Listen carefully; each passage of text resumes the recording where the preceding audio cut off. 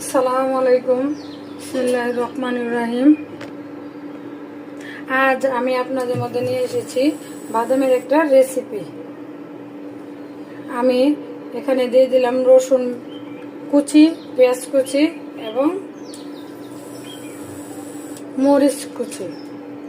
আর তার সাথে আমি দিয়ে দেবো সাদা তেল ইউজ করব। আপনারা ইচ্ছা করলে সরষের তেল ইউজ করতে পারেন, কিন্তু আমি সবসময় সাদা তেলই ইউজ করি সব কিছুতে।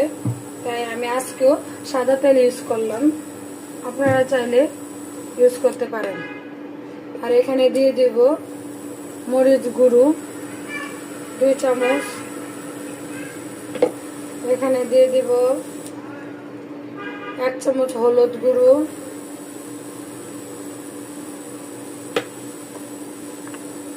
তার মধ্যে আমি দিয়ে দেব জিরে গুঁড়ো 1/2 স্পুন। তার মধ্যে আমি আরো দিয়ে দিব আদা গুঁড়ো 1/2 স্পুন। তার মধ্যে আমি দিয়ে দেব 2টি এলাচ এবং 2টি লবঙ্গ। আরো দিয়ে দিব দারচিনি, তারপরে দিয়ে দেব তেজপাতা। আর এই সবগুলোকে আমি একসাথে ভালোভাবে কষিয়ে নিব। যেভাবে মাংস রান্না করতে কষিয়ে মশলা ওই রকম ভাবে, ঠিক ওই রকম ভাবে আপনারাও এটাকে কষিয়ে নেবেন। আমি এটাকে ভালোভাবে কষিয়ে নিচ্ছি। আর ভালোভাবে কষানো না হলে কিন্তু টেস্টটা ভালো আসবে না। কি সুন্দর কষানো হচ্ছে।